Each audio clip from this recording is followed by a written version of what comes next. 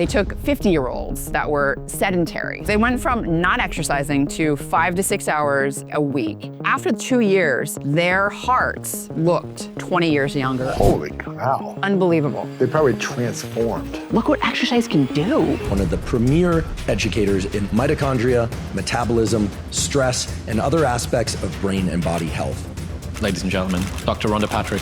People that do vigorous exercise, they have a 40% lower cancer-related mortality, 40% lower all-cause mortality. This is incredible. How common is it to get 1 hour less of sleep a night for 3 nights in a row? It happens to me all the time. Most people, when they think of being sleep deprived, they think of brain fog. Well, what does happen is that their body isn't disposing of glucose properly, so their blood glucose levels stay elevated, almost looking like pre-diabetic. Wow. There's a cumulative effect. I think it's called sleep debt. Can you pay off the sleep debt ever?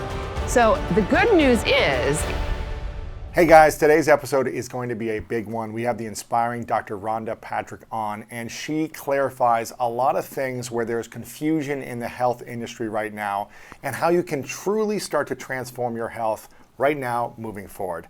Do me a favor, click the like button below, subscribe, and leave a comment on your biggest takeaway, because this is going to be a big one. Welcome back, everyone, to the School of Greatness. Very excited about our guest. We have the inspiring Dr. Rhonda Patrick in the house. So good to see you. Thank you for being here. First time in person on the show, but second time on the show, right? that's right. Great to be here. I'm so excited that you're here. I've been a fan of your content for a long time. You've been serving humanity to help people improve their life by giving them the exact scientific peer-reviewed protocols and continually updating and optimizing these protocols over time for many years. Your podcast, your YouTube channel, your guides, your newsletter, they all add a lot of value to so many people. So I'm grateful that you're here. And there was something about we were talking about before we jumped on camera, which was around sleep. And I have a statistic, a couple stats that I saw online about sleep, and I want to have you reflect and share on this, because you have so many different levels of expertise around sleep, nutrition, supplements, food, training, and really optimizing the body.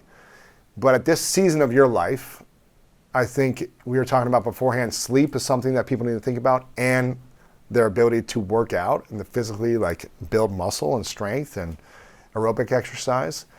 But I saw a survey, a WebMD survey, found that an average American sleeps 5.7 hours a night. I'm not sure how accurate that is, but 5.7 hours a night.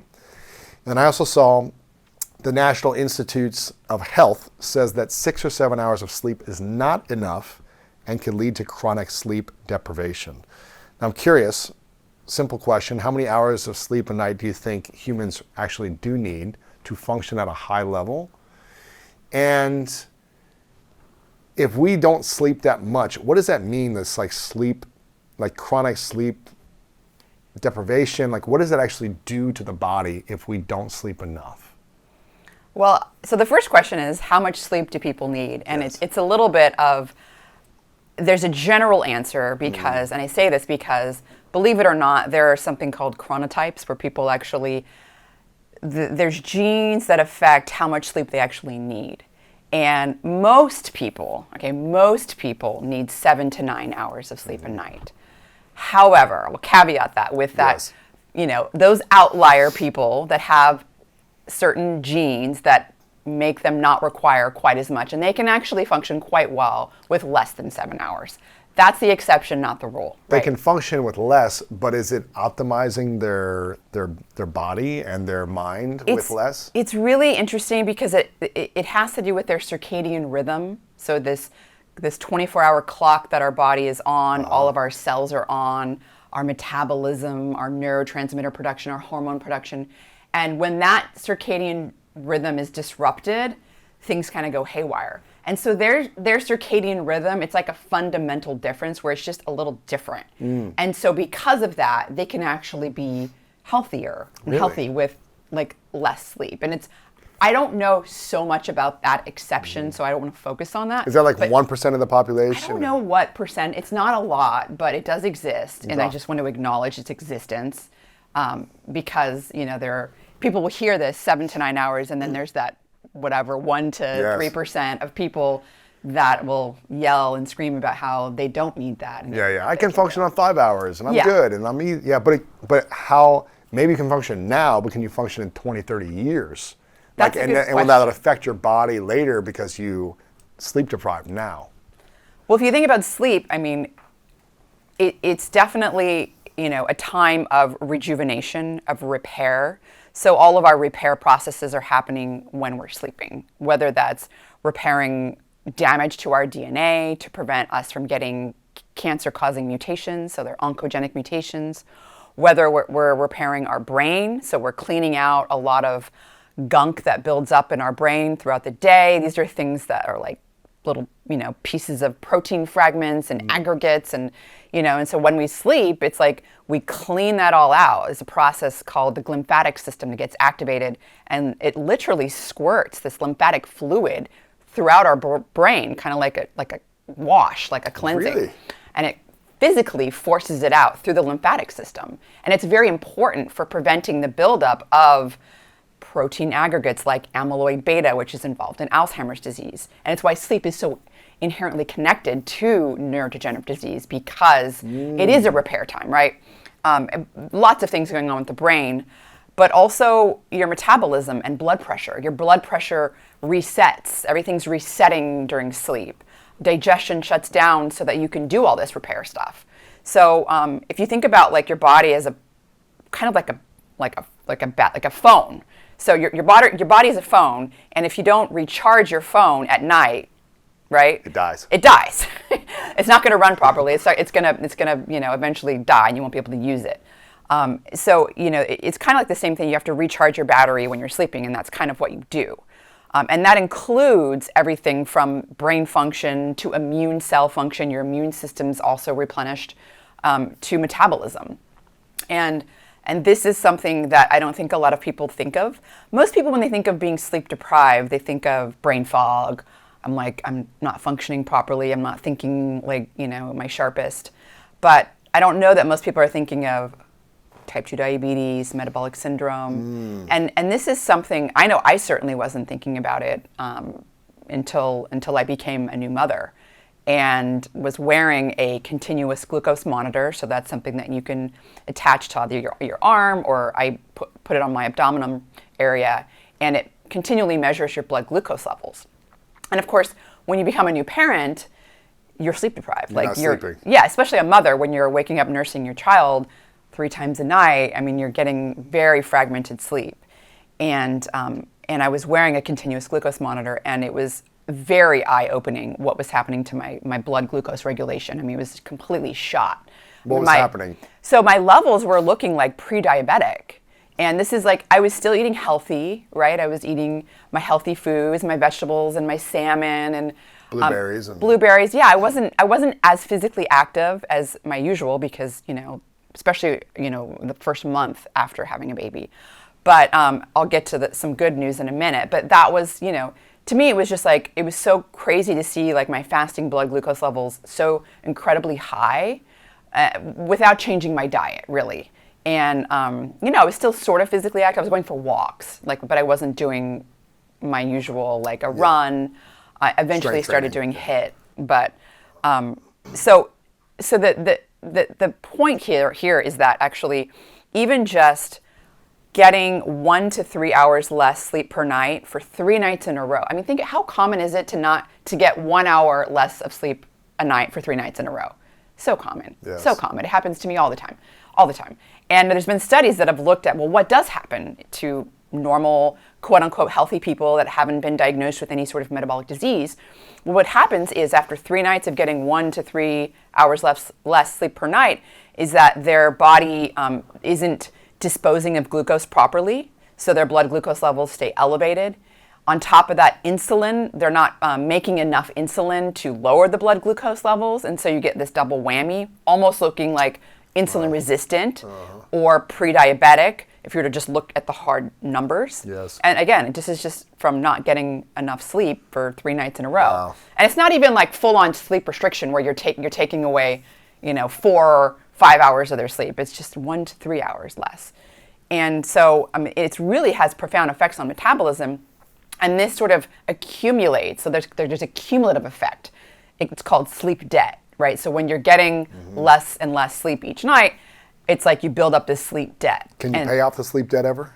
So the good news is that, believe it or not, at least with respect to the metabolic effects and also the cognitive effects, is that exercise can help negate a lot of that. And that's what I also learned with my own personal experience. Yeah, and you have a quote on this that I saw online that said, even 1 hour of sleep less per night for 3 nights can disrupt how your body processes sugar and lead to mild insulin resistance. But some good news here, HIIT can almost reverse it. So can you go with less sleep, but then train hard and reverse the negative effects?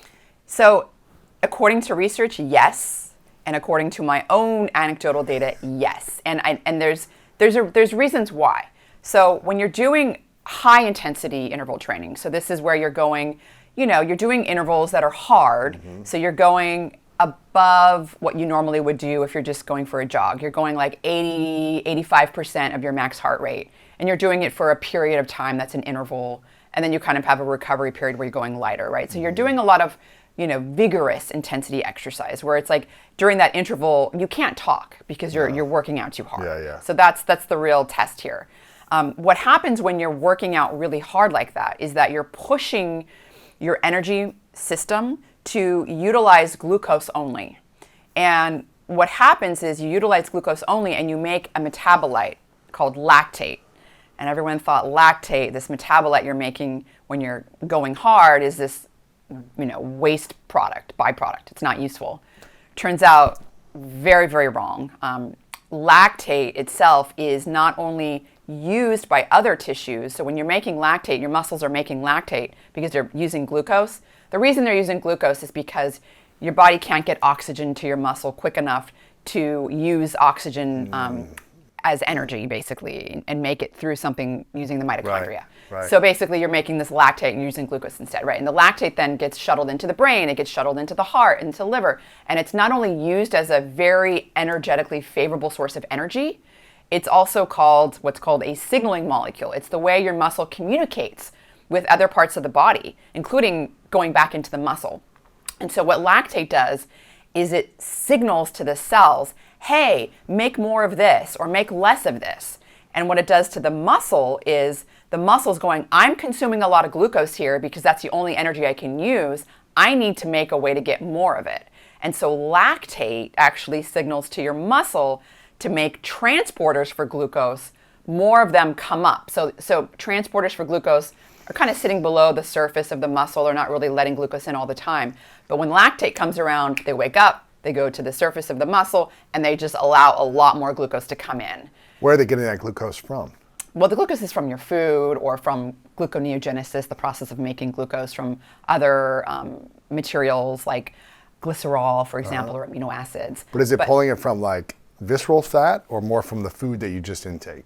Usually it's from the food or glycogen, stored as glycogen. Okay. But the point is that those glucose transporters that come up to the muscle stay there for like 48 hours. And so your body becomes all the glucose that you're eating for the next 2 days is getting taken up into your muscle very effectively and efficiently. And so the net effect is, this high intensity interval training is getting that glucose out of your bloodstream and bringing it to your muscle where you want it. And so if you go back to the sleep story, and there's multiple studies showing this, that people that even do high intensity interval training before they're sleep deprived, or they do it after they're sleep deprived. It doesn't matter if you're doing within a 48-hour window or so of getting less sleep. What's happening is your glucose regulation resets, right? Because you're causing that stress on your muscle to make more of those transporters, and so glucose gets taken in better.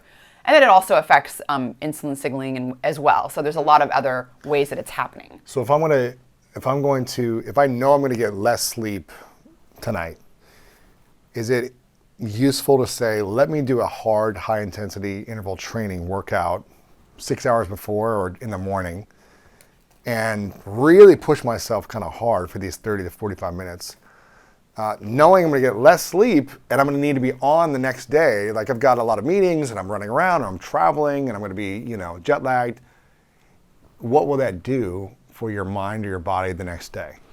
So those studies have been done, and with respect to the metabolism, yes, doing it before, for sure, it's going to affect. Now, if you're talking about cognition and brain function, I would say, unfortunately, you're going to want to do it the next day after you've been sleep deprived before your meeting. So you wake up sleep deprived. You should go do it then? Right then. Really? Yeah, right then. So, but you're already exhausted. You're like, you're where exhausted, am I going? I forgot go, my keys. I got to go back. I'm like, wake up. I'm going to sleep right now. But do you have 10 minutes? Because that's what's been shown. 10 minutes of high-intensity interval training can improve blood flow to the brain. It improves memory. It improves cognition. And it only took 10 minutes to do it. So maybe not the 30 minutes, but 10 minutes. Not like a CrossFit style. Not like a full-on, like the hardest thing that you usually do when you're on your game, but like 10 minutes, right? Go on 10 minutes, get on a Peloton or a bike or whatever, and you do a 10-minute, whatever your program is, and it will, I do it all the time. I do it all the time. Because you're sleep deprived all the time. Well, like if I'm like going to Florida, I live in California, and I have to give a talk at like 8 in the morning, which is like 5 in the morning my time, and I'm already sleep deprived from the travel, right? I will absolutely get up and do a HIIT first thing in the morning before the talk, even though it's already pretty darn early for me. And you're tired. And I'm tired, and that's the last thing I want to do. But like, I'm like, 10 minutes? Really? Like, I'll sit and drink coffee for 10 minutes. What's going to be better, right? The coffee sounds both. better. Right? I get the coffee before the exercise. That coffee sounds pretty good when you're tired. So how long will that positive effect last for? If you do, you're sleep deprived the night before, you wake up, you got a lot going on, but you're tired. You got to wake up and get started. You do a 10, 15-minute HIIT style workout. How long will that make you feel awake or feel sharp and clear? Like, how long will that last for? It probably depends on a lot of factors, other factors too. I will say this. You mentioned doing the HIIT like the day before you're going to go, you're going to be sleep deprived, right? And then you're exhausting yourself, then you're exhausted. But you know what? You're in a way, so I'm talking about like, I talked about doing it right before whatever your meeting or your podcast or whatever it is, you have to be on point, right? Mostly because like, that's when you really like, it's like the peak. But I will say this, yes, if you do it before, you still get brain benefits because again, coming back to lactate, so lactate, it all comes down to, in order to make lactate, you have to work hard. You have to be going 85% of your max heart rate, and doing that 10, 20, 30 minutes, right? The more you do it, it's a dose-dependent effect. That lactate goes into the brain. In fact, the brain is one of the biggest consumers of it, and it increases something in the brain called brain-derived neurotrophic factor, BDNF. And this is something that will help you. It's something that increases the growth of new neurons in the hippocampus. It increases the connections between neurons, right? So you're actually going to help with memory, long-term memory, short-term memory as well. And it also improves something called neuroplasticity. So that is the ability of your brain to adapt to a changing environment, right? And that's very important. As we age, our brain becomes, quote unquote, less plastic, less adaptable. We're not able to change. You can't teach an old dog new tricks, right? You've heard that. It's kind of like that. Like your brain is less adaptable. Well, neuroplasticity is something that you wanna maintain it with age, and brain-derived neurotrophic factor regulates that. So because you're getting that brain-derived neurotrophic factor, and there have been a variety of studies that have really shown that you do increase it from a particularly vigorous exercise. Again, the lactate's key. So going back to your question, I do want to sort of caveat what I originally said with, yes, it is going to improve brain function doing it before as well. But if you're wanting that like immediate blood flow effect where you feel it, like really doing it right before is better. Kind of better. And how long do you think that would last? Like if you're going from LA to Florida one day, you sleep 4 or 5 hours a night, you got to wake up early, you work out, you got your speech, like how could you go till dinner pretty sharp, or is it really going to last for like 3 hours? That sharpness before it starts to fade. Right. Yeah. You see what I'm saying? Like, all right, I did this HIIT workout, now I can go another 24 hours sleep deprived and still be on. No, I don't. Not for the brain. Yeah. For the glucose stuff, it lasts. It lasts. The body, but not the brain. Not the brain. No. Yeah. It does. You do need at least like you're going to start to feel tired. Yeah. Right. And you might actually need a little nap or something. A little nap, yep. Speaking of naps, how important are naps? Are they helpful or hurtful for a human in their circadian rhythm, in their sleep process? So I talked to Dr. Sachin Panda about, he's talked about naps a lot, and he's a circadian biologist and really an expert. And he really does think that naps are useful, particularly when you are sleep deprived. Right. And so if you can nap, great. I'm not really a napper. Like it's hard for me to nap, like even when I'm tired. I'm not sure why, but it's just who I am. And so I'm not saying I never do nap, but it is kind of, I think, especially if I'm like amped up on, I know I have to do something, like, then I'm like, it's hard to shut down, and right? Then wind it back up, and So I always go to the exercise. Like I will just go to the gym, even though I'm tired. Wow, I go to the gym, not for long. Sometimes it's like 15 minutes. And it helps me. It really helps a lot. And try to go to bed a little earlier that night, maybe, if you can. Try to go to bed earlier. Exactly. That's exactly what. If you can't, like if you're like a conference thing where it's like multiple nights where you're staying up late, you go, leave as early as you can. But again, that's where the exercise comes in. Like it really does. Like even just doing it in your hotel. Like I have this go-to routine I'll do in my hotel room. It's kind of like a version of what CrossFitters call the Cindy workout. So I'll do 10 push-ups, and then I do 10 V-ups, which are kind of like a version of a sit-up. And then I do like 15 body weight squats, and I do it over and over and over for like 10 to 15 minutes. No rest? No rest. You just keep going. Like 10 minutes. Non-stop? Yeah, I go from one to the next to the next. I mean, I'll like catch my breath for a minute, but like the recovery is very short, maybe 20 seconds. Like it's not like so you're keeping your heart rate up the whole time? I keep my heart rate up the whole time, and usually like in many cases I only do 10 minutes. Like if it's like a hotel room workout where I just need to do something quick and like get it, but it really works. Really? The Cindy workout, yeah. Will that generate lactate also? Yeah, absolutely. And where do you feel that? You can measure it, but like heart rate is a good way. Like if you're getting up to like 85%, so I wear my Apple Watch, right? And if you're getting up to like, 85% of your max heart rate, 85%, you're most likely going to be making lactate. You're creating it. Yeah. What does it feel like to have lactate in the body? Burns. It burns. Does it burn like in the muscle group or more in the lungs? I feel it in the muscle group when I'm doing things like body weight squats or biking or push-ups. Yeah, I mean you feel it. You're burning. It feels heavy. It feels like it hurts. It's painful. Does. Yeah. I mean, even doing body weight squats are great. There's a study that came out, I don't know, it was like 6 months ago or something, that showed doing 10 body weight squats every 45 minutes throughout like an 8-hour-ish workday was better for glucose regulation, so this is your blood sugar regulation, than a 30-minute walk. And I timed myself. It took me 27 seconds to do 10 body weight squats. And, so these are like exercise snacks, right? These are things that you do. It's a great way to break up your sedentary time. So when you're sitting in your office for hours at a time, you're sedentary. And it's interesting because there's been a lot of research that have come out over the past few years showing that being sedentary, I always used to think of being sedentary as like, oh, you're not physically active. And sometimes I still use that word, you're sedentary. It's true, when you're sedentary, you're not physically active. And that's typically when you're doing a study and you're categorizing someone in a group, right? But you can be sedentary and still be physically active. So like, I do a lot of sitting when I'm at my computer, when I'm researching something, reading studies, I'm at my computer or I'm doing a podcast, I sit for multiple hours, right?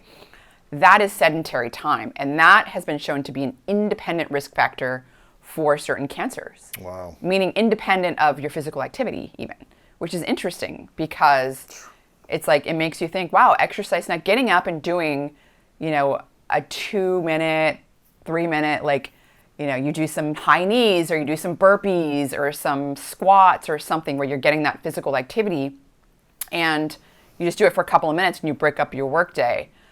It's what's really interesting is there's been studies showing that there's exercise snacks in a structured way, like I just said, right? Where you're like, okay, I set a timer every 45 minutes, I'm going to get up and do 10 body weight squats. Okay, that's a structured exercise snack. Yeah. Well, some people have unstructured exercise snacks. So let's say they work on the 4th floor of an office building. And they walk the stairs. They sprint the stairs. Ooh. They sprint the stairs. They get their heart rate up, right? Let's go. Yeah.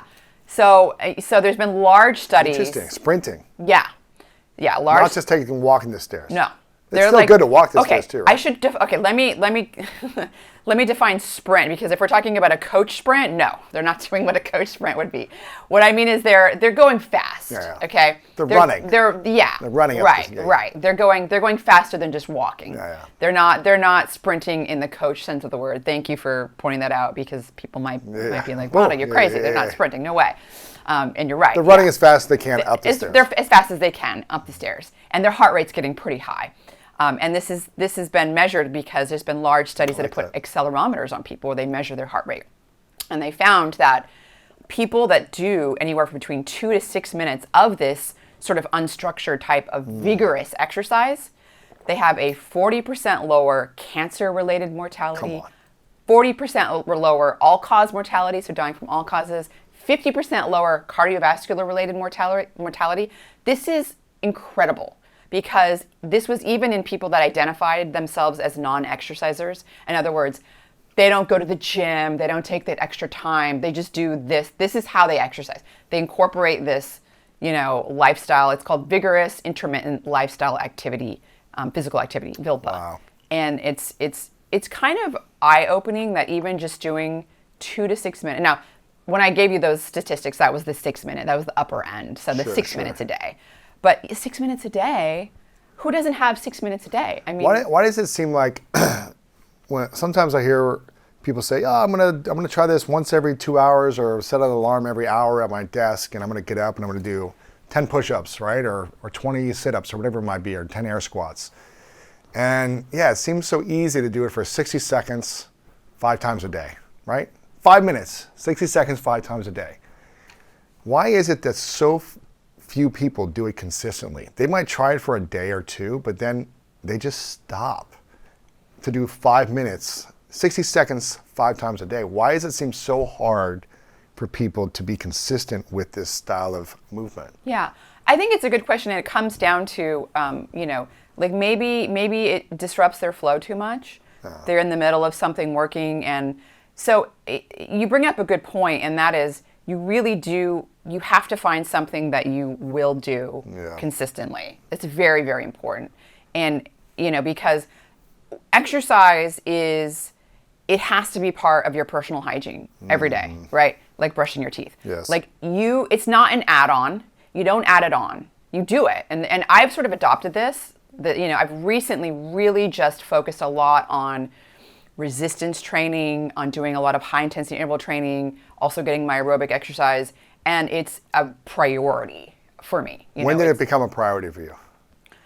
Well, I've always been sort of a aerobic exercise, like a runner, so I've always had that aerobic exercise part of my life. I've always been physically active. But never lifting, huh? But lifting has been, I would say I started making it a priority about a year and a half, maybe a year and a half ago, but maybe like a year ago. And then really about 9 months ago, getting really serious about it. And that happened when I started getting a coach. That helped me personally. Or going to a gym, like a CrossFit gym, somewhere there's a community where you have this accountability as well. When did you feel like, though, you needed to get into resistance training? Because you've been studying, the body health for a long time. I mean, you're the expert in this. It took you to your mid-40s to say, "Oh, I'm actually going to lift weights and do resistance and get into this." Why did you resist getting into resistance training sooner?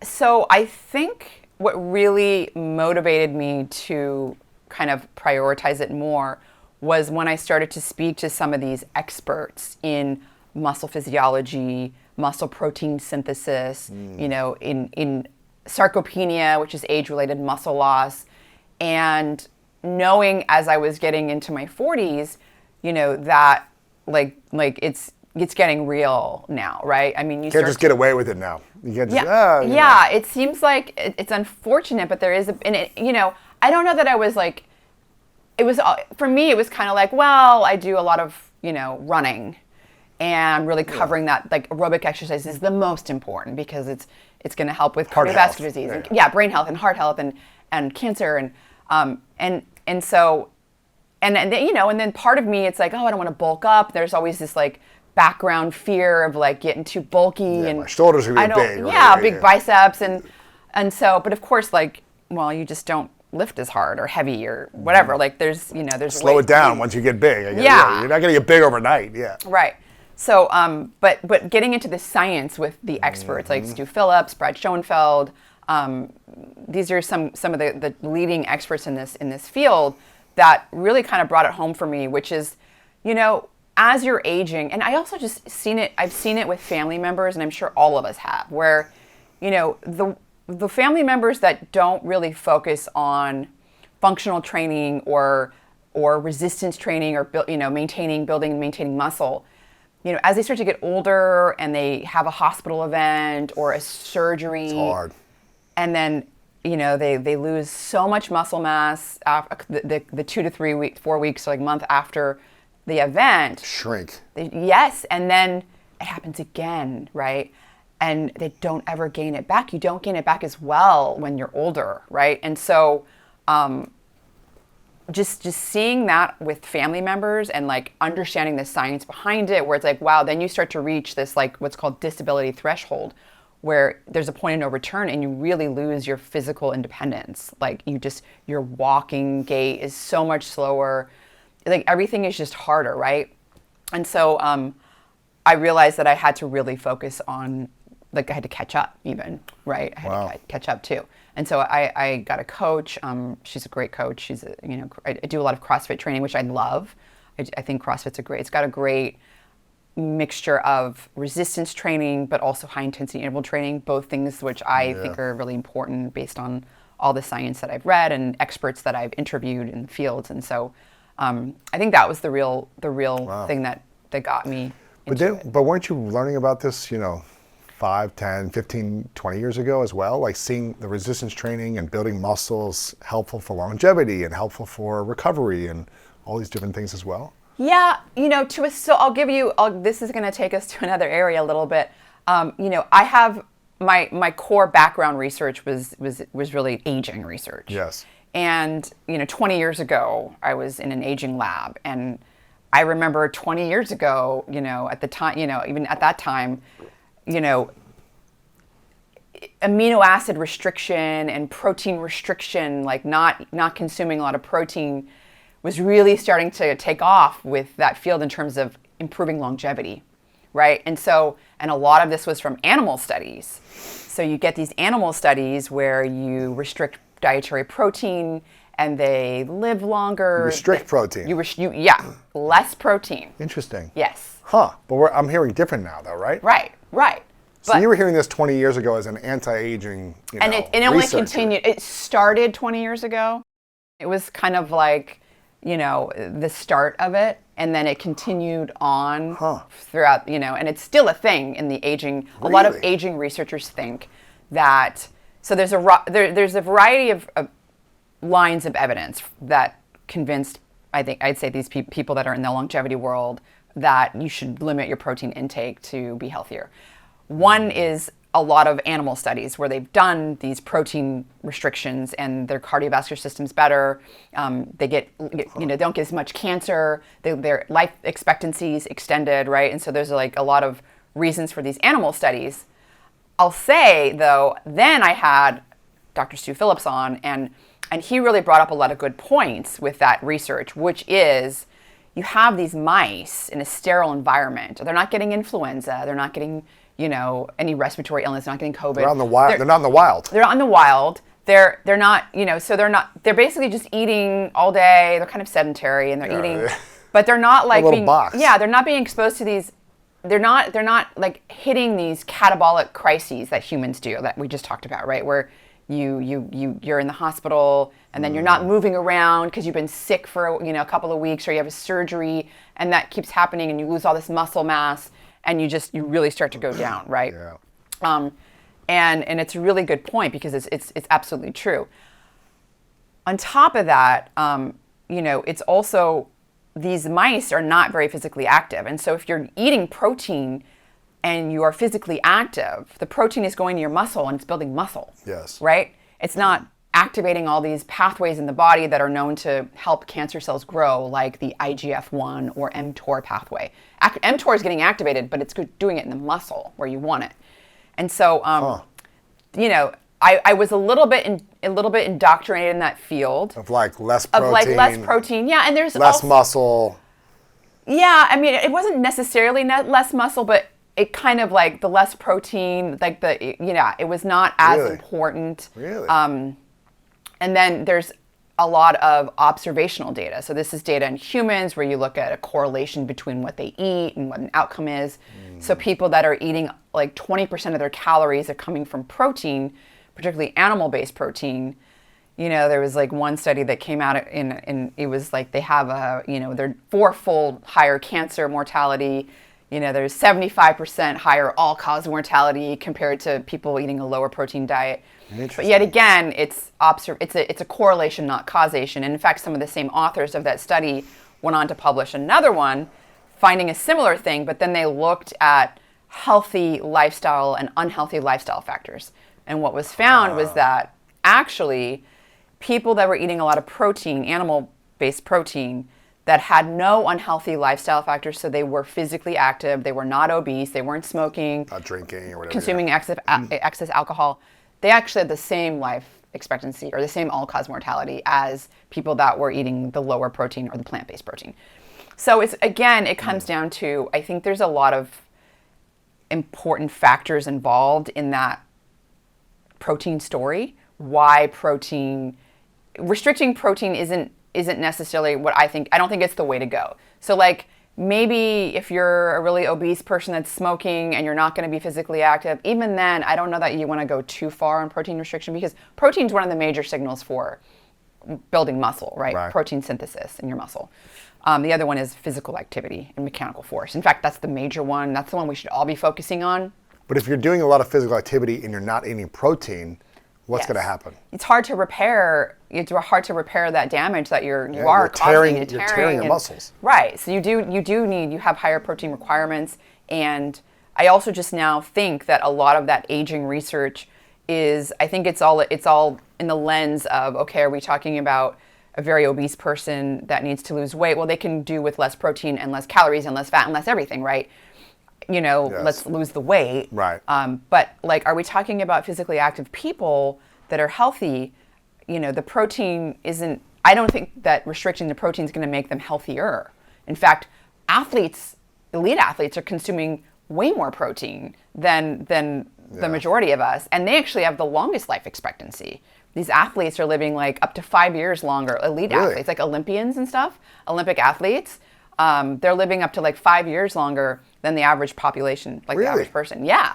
Elite athletes, they have a much like up to like 40 to 50% lower cancer incidence. Like they're doing good. And these are, again, at the elite level, you know, so. That's good to know. Part of me was worried, like, if you're training too hard, does that make you die younger?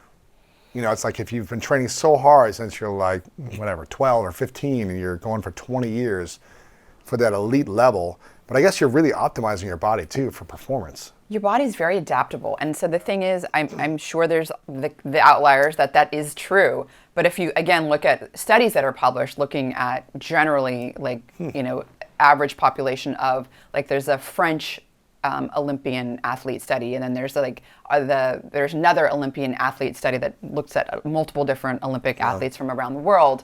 And then just looking at some of the studies, looking at people that have an elite level of cardiorespiratory fitness, right? So that would be your ability to take in oxygen during maximal exercise as measured by VO2 max. There's studies showing that people that are in the elite level, so these are the elite athletes, like they're in like the top 2.3% of VO2 max, have an 80% reduction in all-cause mortality compared to people at the low end, like the people with low VO2 max, 80%. And what's even more mind-blowing is that, first of all, the elite people, so people that are like, again, these are the athletes, if you compare them to people that are like me, like I have a high VO2 max for my age, I'm not elite, like they still had a 20% lower all-cause mortality than, so it seems like there's no limit, right? You keep going up. But the people with the low VO2 max, those people had a mortality that was comparable or worse to people that were smokers, had hypertension, diabetes. Come on. I know. It's because being sedentary, like not being physically active, is a disease. It is a disease. I think it should be talked about as being a disease because it has the same mortality risk as people that are not, people that have diseases that we identify as disease, right? Like hypertension, Sure. diabetes. What do you consider as sedentary? What is a sedentary lifestyle? Good question. Typically, what I'm talking about is the context of studies. And so typically what would be defined as a sedentary lifestyle is someone that has no leisure time physical activity, so they don't play tennis or pickleball or soccer or basketball or baseball or any type of leisure type of, hockey, whatever, fill in the blank. Kickball. Kickball, handball. Yeah, exactly. Yeah. So, or, they don't go to the gym, they don't run, so they don't identify themselves as taking time to engage in some type of physical exercise. They get up, they go take a shower, they walk to get food, whatever, but then they go to their school or they go to their office, but that's it. That's it. And that would be considered sedentary. They're getting like maybe 1,000 steps a day, 2,000 steps a day, maybe. What is that like? Yeah, it depends on if, maybe they are walking. If they walk their dog more, they're getting more steps, Sure. I think that's better than nothing. It's not a brisk walk. It's not like a speed walk. But it's like, most of the time, people walking their dogs are not doing brisk walks. Yeah, they're stopping. Yeah. So probably I would say that I wonder if scientists actually ask them, do you walk your dog? I don't know. That might be considered sedentary. Mm-hmm. I would call it sedentary. Right, because it's not it's not an intense activity. Right. And I think that 10,000 steps should be replaced with like the 10-minute of like vigorous exercise, like more like a day. What do you need a day? 10 minutes of vigorous exercise. That's what I think. Not 10,000 steps. No, not 10,000 steps. Really? Yes, because it comes down to like you can walk slow, right? And it also takes, how long it takes? It takes a long time. It takes like hours. Yeah, like an hour and a half or something. Like it's not, and I just told you that, 10 body weight squats every 45 minutes for an 8-hour, work week is better at glucose regulation than 30-minute walk. Wow. Right? So I do think that the 10,000 steps a day should be replaced with 10 minutes of vigorous exercise. I personally feel that way. But like the sedentary aspect, we're talking about being sedentary.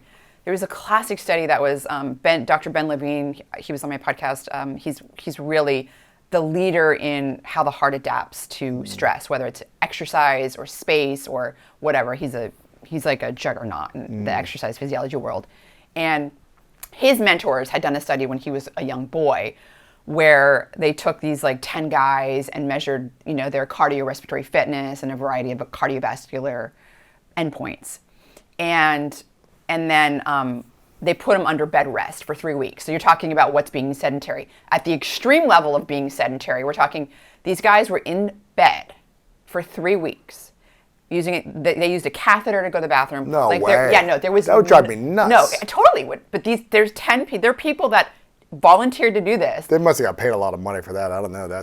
I don't know. I agree with you. 3 weeks. 3 weeks. You couldn't even get up to go to the bathroom. Couldn't even get up to go to the bathroom. This is the extreme. They wanted to really understand what full sedentarism did. Oh, so their cardiorespiratory fitness was just, it was just shot to the ground. It was terrible after 3 weeks. But here's the real kicker. So Ben Levine was a young boy when this was done. This was done by his mentors, okay? Fast forward 30 years, okay? They found these same 10 guys. Okay? Now here's Ben. This is Ben's being involved in this study. They get these same guys, and they measure what 30 years, because they have all their data from before the bed rest, right? They measure what 30 years of aging does on their cardiovascular system. And do you want to know what is insane? Yes. 30 years of aging was not worse than what 3 weeks of bed rest did. Oh my gosh. That's crazy. It was not worse than 3 weeks of bed rest in terms of their cardiorespiratory fitness, which I personally think is one of the best markers for longevity that we can measure, VO2 max. How often are you studying it? I've actually never tested my VO2 max. How often do you test it? Good question. Okay, so embarrassingly, I do an estimator for it. How do you measure VO2 max? Okay. So you put the mask on, you have to go into a lab. You have to really precisely measure it, you get a lab, and you can Google But you're doing your whatever. Apple Watch. Right. I do my Apple Watch, but also there's something called the 12-minute run test, which is a good way to do it. Estimate, huh? It's actually a little better than the Apple Watch, I think. So what you'd have to do is, because your Apple Watch is measuring, so I do a lot of running, but I do a lot of trail running, and trail running is like hills, okay? And you run slower when you're on a hill, running on a hill, right? Yes. And so your true VO2 max, you want to have a flat surface where you're running. So you have to find like a track field, and you want to run as fast as you can maintain for that 12 minutes. So it has to be a sustainable 12-minute speed. You don't want to go too fast, but you don't want to go too slow. Yeah. Right. So it has to be like a sustainable speed that you're really pushing hard, but you're able to sustain that for 12 minutes. And you do that 12-minute run test on a flat track. So you do it on a treadmill also, right? Yeah. Yeah. Yeah. You just have to measure your distance. So measure Okay. your distance that you ran and the time. And then there's an equation you can plug it into. It's called the Cooper test. And that'll give you pretty much, that's what your Apple Watch is doing. Yeah. Or your whatever device that's measuring VO2 max is doing something similar. But again, if you're just using, like I use my Apple Watch and I look at it, I'm like, oh, but it's like, I'm running on all these hills. Yeah. It's not really like true, right? You need a flat, so it could be a flat treadmill or like a track. And what do you get? Well, you get the distance, the time, and then what? That's all you need. You need to know the distance and your time. And then there's an equation. And then the equation tells you your VO2 max. Yeah, there's like an equation. I don't remember. Based on your height and weight, or is this like? No, so it's not. No, it's not. No. Then you can like compare what your VO2 max is based on your height and your gender and your weight and all that. Okay, Like, your age and all that stuff. Yeah. right. You'll know where you rank. Category. You'll Yeah. know where you rank. Right. Oh, like I'm supposed to be here, but I'm Top 10%. right. Yeah, exactly. But and one of the best ways to improve VO2 max is high intensity interval training. So there's been those studies done where Wow. like even people that are doing, so what's what do we hear about physical activity requirements? We hear 2.5 hours of moderate intensity exercise a week, right? That would be, the kind of exercise where the talk test. So you can talk, you can have a conversation, but you're breathy. Yes. Right? But you should be doing how much HIIT training a week? Well, so this is where where you can't talk. Right. How many minutes a It all week? depends, right? So people that are doing 2.5 hours of this moderate intensity, about 40% of those people still can't improve their VO2 max until they add in high intensity. Right. Now the question is, well, how much? Well, how much do you want to improve? Right. I mean, obviously you don't want to like burn out like all your exercises hit. Like it's a bit much, right? But if you're doing, some of the best ways to do it would be like a longer interval. So like a 1-minute interval of like going harder, or there's the Norwegian 4x4. This is one of the best ways to improve your VO2 max, and that is where you go 4 minutes at an intensity that's pretty high that you can maintain and sustain for that entire 4 minutes. Usually it's about 85% max heart rate. So you're going pretty hard for the entire 4 minutes, as hard as you can maintain for the entire 4 minutes. And then you rest for 3 minutes. Wow. Rest as in low intensity, very low. You want your heart rate to come down. And then you do it, so you do it 4 times.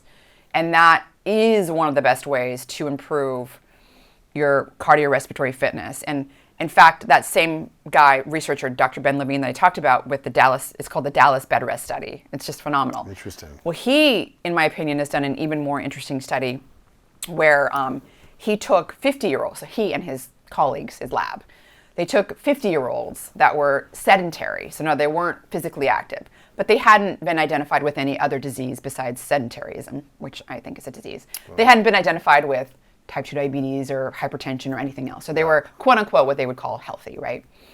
But they didn't work out. But they didn't work out, so I wouldn't call them healthy, but this is what you... They were diseaseless. They were disease-free. Yeah. No, but they were sedentary, so I wouldn't even That's say a disease. that, right? Yeah. So, but they took them and they put them on a 2-year, pretty intense exercise intervention protocol, okay? They probably transformed.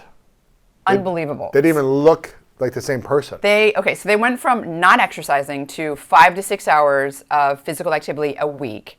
A large portion of that, they were doing what's called maximal sustainable intensity. So you're doing, it's a lot of vigorous exercise. You're like 80% max heart rate, 80% max heart rate. And then they were doing the Norwegian 4x4 once a week. And they didn't start them out with this right out the gate. It was like the first 6 months was like built into it, progressive, yeah. right? And after the 2 years, okay, so as we age, our hearts get smaller and stiffer, okay? Smaller and stiffer as we age. And that affects not only our exercise capacity, but it affects our cardiovascular disease risk, our heart attack risk, hypertension risk, right? All of these things are connected. So after those 2 years of, 5 to 6 hours of pretty good physical exercise every single week, their hearts looked 20 years younger in terms of structure. Holy their structure. cow. 20 years younger. So they were 50, and if you look just at the structure of the heart, their hearts look like 30-year-olds. Wow. Incredible. And it's really, I think, a very motivating piece of evidence that's like, it's never too late, right? It's never too late. 50. They're doing this at 50, so it's never too late. But also just look what exercise can do. Wow. Right? And that's like, for me, I like to understand, and I get this like dopamine. I'm like, oh yes, like this is what I can do. I'm on it, and it's like it helps me adopt a type of, protocol where I'm doing, my exercise and I'm motivated, and that was definitely part of it too. Sure. Where it's. What's been the biggest thing that you've noticed kind of going all in on this high intensity interval training, VO2 max, optimization over the last year and a half? What's the big thing you've seen in yourself personally? Certainly I would say I'm stronger and my VO2 max has improved, my running, I'm faster. And even the strength training has helped with that. Mm-hmm. And so there's been like I've definitely been like lifting a lot more, and that's carried over to my cardiovascular performance as well. Why is that? I don't know. I think my legs are stronger. I think is a big part of it. I also am using more upper body too when I run. Like I feel like, especially on like hills or something, it helps me like go up the hill. Also, I'm going to be honest. Lifting is hard. Like I'm doing. It's hard mentally. Very hard. And and physically too. And physically too, but mentally, like I do a lot of barbell work. I'm doing front squats where I clean, and it's scary because it's meant like there's never a time when I'm not down there, and I always do progressive loading, right? So I've not injured myself when I work with a coach. That's good. But I'm scared. I'm scared. To focus. You have to focus. Really pay attention. And I feel like it's made the mental toughness I've gotten from weight training has carried over to other areas. Like when I'm running and it's like going fast is hard. And so it's or doing work things that I'm procrastinating, it becomes a little easier. It really does carry over. Wow. Really does carry over. And so I think about that too now when I'm like, gosh, I don't want to do this. But I know it's going to make me stronger and it's going to help me in other areas, right? How has it helped you as a parent? Well, the same goes for that as well. I mean, for one, I feel happier because exercise affects mood. And that also helps, like with sleepless nights and stuff, it helps. But you have to. There's a lot of struggles as being a parent, right? You're caring for this other person. You want the best for them.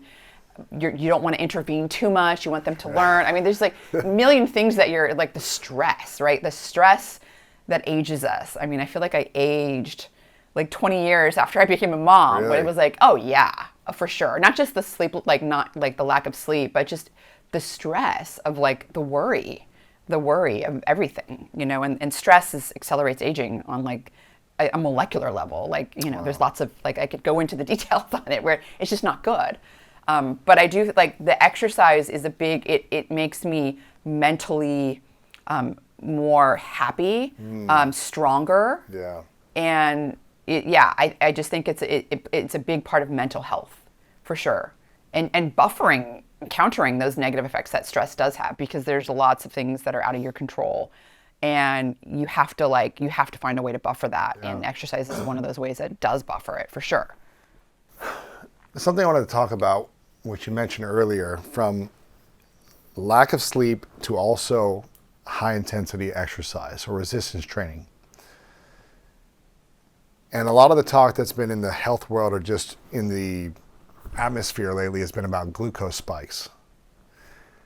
When you lose sleep, what happens to your glucose? spikes, I guess, in the body? And also when you're high intensity training, what happens to your glucose levels? Yeah, so it depends on, what a person is referring to when, like an average person is saying glucose spike. Probably they're talking about postprandial, maybe like after a meal. And so when you are training, those spikes are not going to be as high because, again, it goes down to what I already talked about. As soon as you get glucose into your body, it's shuttled into your muscle because for 48 hours, those glucose transporters, they're called GLUT4 transporters, they are ready. They're like this, just like this big open like sink that's like taking it in. And anyone can wear a continuous glucose monitor and see that, right? That happens. Now, I would say the bigger concern isn't necessarily the spikes if you clear it pretty quickly. The bigger concern is the long-term glucose where it's just constantly around, because this goes back to the heart stiffening with age I talked about. So what happens is that when you have glucose that's continually around, let's say you're sedentary, you just never exercise. So, your muscles aren't that responsive to the glucose. It might be taken up into your adipose tissue instead. And of course, you're going to gain more fat that way. But also it might just sit around longer. And so what happens when glucose sits around in your vascular system is it reacts with, it forms something called advanced glycation end products, or AGEs. And they do age us, so it's easy to remember. And these react with DNA, proteins, collagen in our body. And what they do, it's like the chemical reaction is called the Maillard reaction. And it cross-links collagen and stuff together. When it's collagen is there forever, right? So collagen's lining our blood vessels, it's lining our myocardium, our pericardium, right? And when that collagen gets cross-linked, it gets stiff. When it gets cross-linked in our vascular system, it gets stiff. That causes hypertension. It causes what's called vascular compliance to go down. And so you're basically stiffening your heart through glucose. And the way around that is that with being sedentary, or with having too much sugar? Yeah, it's really being sedentary is really what's facilitating it in people. So diabetics have the worst of the worst because they have a hard time regulating their blood sugar.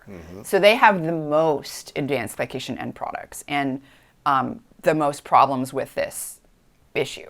Does that mean when they eat processed or sugary foods, they have a high glucose spike, and then if they don't move, they can't process it better? They're not disposing of the glucose correctly, right? And that consistently every day over every years. day adds up. It's cumulative, right? Exactly. So when you have a person that, let's say, is very physically active and they go eat a Twinkie, they're going to get a little bit of glucose spike. It's not going to be like the sedentary person that eats the Twinkie, right? Because it's going right into their muscle. It's like this pipeline right to the muscle. Boom. So exercise is really helping a lot with that. And it's not like if you're getting the spike, everyone's kind of spikes after a meal, but like if you do that, in fact, there's been studies showing that like doing those exercise snacks we were talking about, if you time them around meals, most of the studies have been done with people that have metabolic syndrome or type 2 diabetes. And they get these people to do like 30 minutes of exercise like before a meal, anywhere between like an hour or so before a meal or after a meal. And it really dramatically improves their glucose disposal. So they're not getting that big spike. Before and after. You can do the exercise before or after, either or. It doesn't have to be both. Wow. But yeah, so timing it around a meal also really, and again, it's the vigorous exercise that's the best. You always hear about, you should go for a walk after a meal. Actually, the body weight squats or something that's really going to get like heart rate higher is it's the lactate you want to generate, because that's what's causing the glucose transporters to basically become, able to take the glucose in. So that's where the vigorous comes in. After a meal, so you enjoy a meal out with friends, you're going to eat poorly, you're having a celebration, you're eating desserts, you're having all the fats, all the things.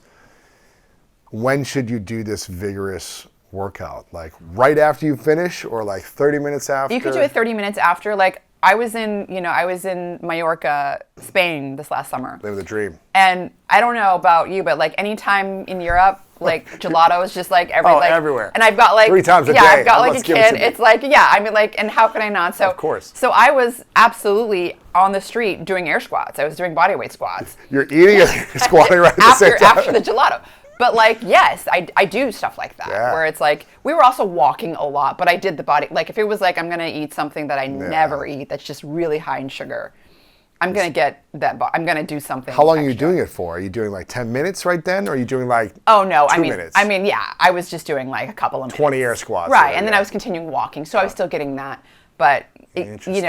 if it was someone that like I wasn't like on a vacation, but like Right. if you want to stop and do like 5 minutes of like body weight squats, it's hard.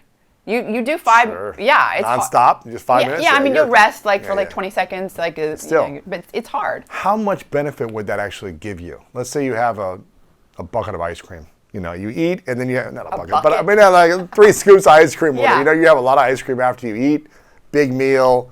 You know, you're having cheese, you're having the breads, you're having everything. Then you got your ice cream. I mean, it's like a glucose spike, right?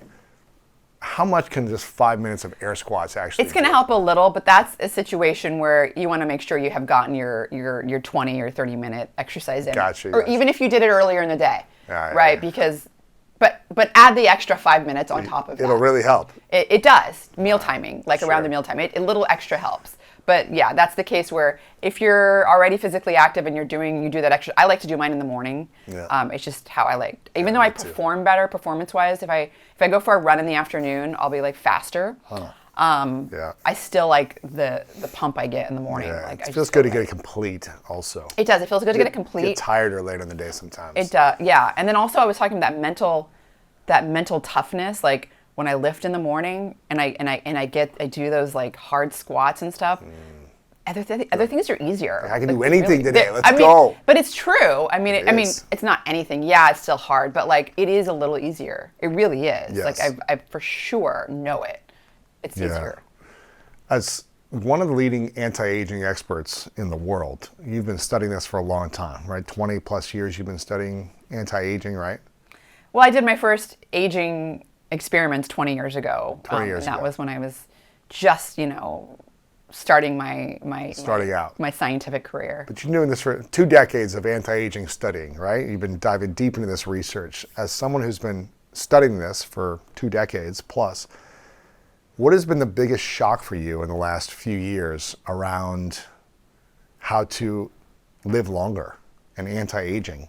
That you thought 20 years ago, this is the way, but actually you're starting to wake up and see new research or studies or personal strategies that you're like, oh, that's not the way, this is actually the way.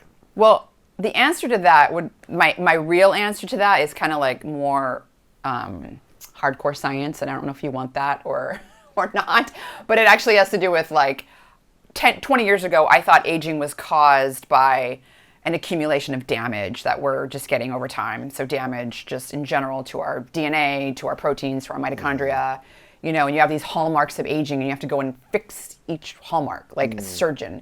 And it's like you have to fix your genomic instability and you have to fix your mitochondria and you have to fix everything, right? Now I think aging is a program. Fast forward 20 years. I think aging is a program. And it's something that is in our DNA at the level of our epigenome.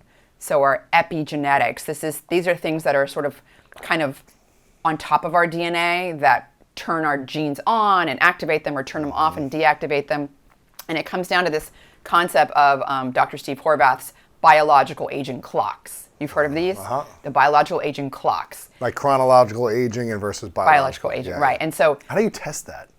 they do. There's a variety of tests for Blood it. work? Is that what it There's is? a blood work Okay. test, and they test. They're called methyl groups. Essentially, they're just carbon with 3 hydrogens, and there's a pattern of them on our DNA. There's a pattern of them, and this pattern, I think, is the aging program. I'm following the leading scientists, Yes. but now this is now my belief 20 years later that there is a program of aging, and it's these patterns of these methyl groups on our DNA that change with time that makes us age. And The reason I think that is because if you think about reproduction, so if you think about like a sperm and an egg, I mean, these aren't young cells. In the best case scenario, I mean, you got like a 20-year-old, but like, you know, a lot of people are reproducing at 30 and 40, right? So these are older cells. I mean, they're still older even at 20. They're older. They come together, they recombine, their epigenome completely resets, and they make a young organism with no sign of aging. Isn't that interesting? Right? No sign of aging. How's that possible? The epigenome resets, completely resets, and there's no sign of aging. It's kind of fascinating, isn't it? It's very fascinating. So how do we reset it within ourselves? That's the question. And so now there have been, over the last, I would say, 5 to 7 years, there's been, okay, let me take it even a step further back. Okay. Back in 2006, Shinya Yamanaka, a Japanese scientist, won the Nobel Prize for discovering 4 different genes that are very specific type of genes. They're called transcription factors because they can regulate a lot of different genes in our body. He discovered that if he took 4 of these transcription factors and took any cell from the body, any old cell from a 80-year-old woman, skin cell, and he put these 4 transcription factor genes on them, on that old 80-year-old cell, he could revert it into an embryonic stem cell. Come on. With no sign of aging, right? It's an embryonic stem cell that now can form any cell in the body. It's called induced pluripotent stem cell. So it resets the epigenome completely. The cell loses its identity. It doesn't know it's a skin cell anymore. It's an embryonic stem cell. But it can now form any type of cell, right? And so that is also evidence that resetting the epigenome, at least to the very extreme case, right, all the way to the embryonic stem cell state, is a way of reprogramming the cell into a very youthful state. And there's some more lines of evidence. Cloning is another one. So you take a nucleus from like an old cell, put it in a young cytoplasm of an egg, and the epigenome is reset, and you have a young organism, right? So there's other lines of evidence of this. But in the last 5-ish years, there's been some research that have been done by a variety of scientists where they've taken those Yamanaka factors, they're called, the 4 transcription factors, and they've given them to mice, older mice. And they don't want to make all the mice cells become stem cells, right? Like, they don't want the cell to lose its identity. It'll just be like a blob, right? It's right. Like, yeah, it's just, you know. Almost like a big tumor cell or something. Right. What they want is to reset that epigenome in a way to return it to a more youthful state. And so they've been able to sort of pulse it on. You just kind of like, you got to find the right timing. And so they're making progress with this. Wow. And there's been some studies that have shown, it's called partial cellular reprogramming. So they're not doing the full on reprogram, but they're partially doing it. And it does rejuvenate a lot of aspects of aging in these rodents. Right. There's a lot of hurdles to overcome. Wow. And I know that this was the answer you were looking for, but I'm super excited about it. It's very interesting. I think that we are very likely going to, I think there's this process of epigenetic reprogramming, and Altos Labs, they're doing phenomenal research. They have a lot of the top scientists, Dr. Steve Horvath, Dr. Morgan Levine. I've had both of them on my podcast. They're both really good. I mean, Dr. Steve Horvath is the one who, he's the pioneer of the Horvath clocks, the epigenetic clocks that can identify this biological age, this molecular age that really identifies like how old you are versus your chronological age. But I do think that if they can figure out some of these hurdles, that we might have a tune-up where we go and get rejuvenated. Like what, reverse the clock 10 years overnight or something? Right, exactly, or more. Really? Yeah. Come on. No. How far away are we from this? I could say a couple decades, I could see for sure, like, because things are really growing. Things are growing. And then gene engineering, there's a lot of exponential growth in some of this synthetic biology world where they're doing all this gene engineering, and it's like they're just really kind of like, it's kind of phenomenal. Are you testing any of this stuff on yourself? Are you doing any stem cell injections or like going to these labs and trying these things, or are you just researching and noticing? I am very cautious when it comes to some of that stuff. But it's not that I don't think some of it works. Also, I just, I'm a little bit of a scaredy cat, but Yeah. I stick with the exercise. I'm just researching Food, reading exercise, about it. sleep. Yeah, and so those are the big things. And to kind of maybe go back to your question, I would say that I used to think that limiting protein was probably like, oh, you're better off being more plant-based. Like now I don't. I think exercise is the king. I think exercise is the longevity drug that if you could pill it up, we'd all be taking it. We all should be taking it. And I think that the protein is important for fueling our muscles, for improving muscle mass, and for repair as well. And so that would be a bigger thing. And also intermittent fasting as well. I still try, and I still think that it's important to do a type of it, time restricted eating. Because even on your speech that you had with Dr. Valterlongo, he was saying people thought it was 16 hours. Now it's actually more 12-hour time restricted. Is that right? I don't know if that's the new research. Yeah, I don't know. I don't know exactly what endpoints that he was talking about, but I think the way I sort of think about it is you want to have a fasting period while you're sleeping, because if the repair processes that we were talking about, to kind of go back to the start of this podcast, is that we were talking about, your DNA is repaired when you're sleeping. You're cleaning out stuff inside of your cells, pieces of DNA that from, cells dividing that have just kind of fragmented off, or gunk, just pieces of the cell. Like there's all this gunk in our cells. And that process is cleared out When you sleep. Yeah. However, if you had just ate a meal before you hit the pillow, your digestion, all that stuff, that goes on for like 5 hours. There's a lot of stuff happening. Ooh, man, it's so that good to eat late shunts at night. energy away from that. The energy shifts from repair. It's still in digestive mode. Oh, man. So repair mode needs to be fasted. So when should you stop eating before you go to sleep? Like how much time should you have before you go to sleep? I think typically it's like 3 hours, or what a lot of the experts like Dr. Sachin Panda have sort of come to the conclusion. Because if you think about, if you finished eating 3 hours before you go to sleep, then for the first 2 hours you're going to be finishing up the digestion process, right? And then the rest of the time it's repair mode, right? Wow. It's repair mode. So you want to give your body repair mode, and that's where Is that no like treats, not even a little snack, a couple of nuts? I mean, that's not going to be as big as a meal, right? Like, let's be real. Yeah. So some people really take it serious, like they don't want to take a vitamin or anything. Yeah.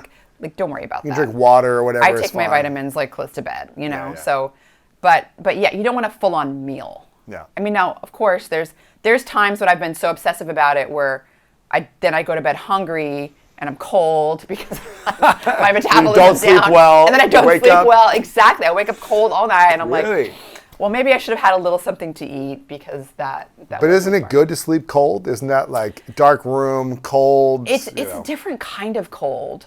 When Get your bones cold. You're like, it's your bones cold. Yeah, it's not like you can put the blanket on and feel It's like eternal cold. It's like it's like that cold that you just can't fix. Another blanket won't help me.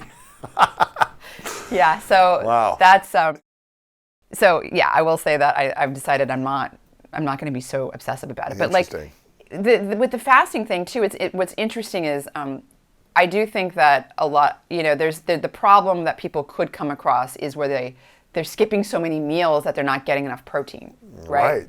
And then are they working out to make sure they're at least getting that aspect of increasing, getting that muscle protein synthesis? Because so if you are going to be doing some intermittent fasting, and there's an argument to be made to kind of like do a little once in a while sort of just clean out, right? Where you kind of stress your body a little bit and do that. But I feel like, that's what exercise does. And in fact, vigorous exercise activates a lot of those same repair processes, like autophagy. That's one of the things that's happening when you're not eating. Right. It also happens when you're sleeping and not eating. Right. So again, it comes back to exercise forgives a lot of sins. Not all of them, but a lot of them. It really does. I mean, food plays a big part of it. What would you say would be a few foods that you would recommend to help with optimal sleep?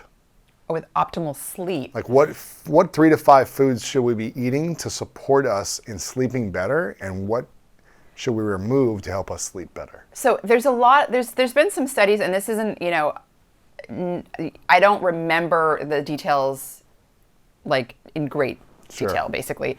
There have been studies that have looked at like if you eat a high carbohydrate meal for dinner versus a high fat meal versus high protein. And I don't remember all the details. All I remember is that one would improve deep sleep, but the other would improve REM. And so it was with this kind of mixed bag where it's like, okay, well, if I am going to do the higher carbohydrate meal, then at least I'm going to get one of those other one. I don't know. I forgot Sure, which one sure. it is. Been a few years since I read those studies. But like, if you're looking at like the macronutrient level, I would say that it seems as though different types of foods are affecting different stages of sleep. That's interesting. It is interesting. And it also is, sorry to all the people out there that want to say it's the one or the other. I'm just going to tell you what the data says is that it's like, I don't remember which one improved the deep sleep and which one, because honestly, I don't know that, eating your meal right before bed also kind of disrupts your sleep. Yeah. And I think that might be even more important than like what you're eating. As well as getting that physical activity earlier in the day makes a difference. And then the other thing that I think is even more important than the food is heat stress. It's like doing a hot tub or a sauna. That, if you do that pretty close to bedtime, like not necessarily right before bed, but like maybe a couple of hours before bed, it really seems to improve sleep. Really? Yeah, and there's a lot of potential reasons for that, but like growth hormone being one, and also like it increases the what are called somnogenic cytokines. So when you get in a hot tub or sauna, you're actually increasing some inflammatory markers that are also called somnogenic cytokines because they induce sleep. And so there's a reason. Now you want to be able to cool off. You were talking about being cool. You don't want to like get in the sauna then get right into bed and you're sweating in bed and then you can't go to sleep. But usually if you take like a cooler shower after that, or some people like to get in their cold plunge, but you don't have a cold plunge and just do a shower. Cold shower, Yeah, and then it really does. In fact, my husband is religious about it. Every night he does the hot tub. And then cold? And then cold plunge. And then He sleeps like a baby? Sleeps like a baby. Like, because I don't have as much trouble falling asleep. Like he's more of a night person. Mm-hmm. Like I can go to bed at 9, I'll be asleep at 9:30, no problem. Wow. So the cold doesn't keep him awake? No, it doesn't. No, I know a lot of people use the cold to kind of get that like norepinephrine burst where you wake up in the morning and you get that hit and you feel good and you start. No, I'm sure while he's in it, but it's like maybe the combination with the heat does something. Yeah, sure. But he doesn't just do the cold. Yeah, it's hot and cold. And it's then hot he's and like, all right, cold. I'm tired. But he does the hot for a while and then gets into the cold. Probably he doesn't want to like be sweating. Sure. Yeah. Now, if you could create an optimal day protocol, let's just say you have all things perfect in life, and you can wake up, go to sleep at a certain time, eat what you want, train the way you want, do hot, do cold, like you have a perfect day all the time in the world. How would you set up your perfect day protocol with sleep, food, and workouts? Perfect for like being healthy. For longevity. Optimal human Yes. protocol for longevity, for optimal strength currently. Like, what would that perfect day look like for you? What would you eat? When would you wake up? Yeah. How would you train? Would you do any like heat, cold, any of that stuff? Mm-hmm. Would you do a oxygen chamber? All the time, I don't know. all the time. Like, anything you could right. do. Okay. So what I would do is wake up when I would naturally wake up. Yep. I typically naturally wake up around 7 a.m. Okay. And No alarm though. Just wake no up alarm. naturally. I don't. Yeah. I mean, the only time I use an alarm is if I have to wake up before 7, like I'm doing a sunrise hike or something, or I'm in another time zone or something, and I have to use it. But I would wake up naturally, which is usually around 7 a.m. I personally like to have coffee, so I have my coffee, and then sometimes I'll do like a little bit of like maybe a protein shake, or I'll have some like egg or something like very light that's protein. And then I'll go outside because I want that early morning light exposure to reset my circadian rhythm so that I, again, fall asleep at the right time And it's really that light exposure early in the morning is very important for that resetting of the circadian rhythm. I would go outside and I work out. I work out outside, actually almost all the time. Really? I work out outside. I do my lifting outside. So I would go out and I would do my sort of CrossFit training protocol, which I'd love. And so it's like an hour-long workout, and I do some resistance training depending on the day. Maybe I'll do some squats, some deadlifts, mix it in with a workout, maybe some rowing in there, burpees, a little push-ups. I'm getting the best of both the worlds. I'm getting the HIIT and the resistance training. I do that for an hour. And then I would probably have the sauna already on. And it would be about 175. I don't like to go too high these days. I like about 175, especially after a workout. And I go in the sauna, and I would either listen to some music or maybe a podcast that I'm interested in listening to, or maybe read a book or read a science study. And so I'd be in there for about 20 to 30 minutes, depending on how I'm feeling. And sometimes I'll put some water on the rocks to get steam. I like the steam as well. So I do that. Then I'll get out, and then I'll have my bigger protein meal. So I'll have... So a little bit of food before the workout, then more after. I like a little bit, because especially if you're going a little bit harder and you're doing some high intensity, I find that it helps me not get so dizzy. Yeah. Gives you more energy too. Yeah. Right? So I mentioned, like, I'll have like a protein shake. Sometimes I'll also have like a half an apple. Like I'll cut half an apple for something. Like I like a little bit of something. And then after that, I'll have my meal. Like I'll have a frittata, egg frittata that has broccoli in it. I'll have a big serving of it. And then I'll have I like my yerba mate tea. So I don't drink too much coffee. I certainly don't. I usually only have 1 cup in the morning. Sometimes I'll have 2. But most of the time, I go to the yerba mate, hot tea, loose leaf tea. And I'll make that after I have my meal. And then I like to sit down and do some science, read some science, like what's the latest. I get into all that.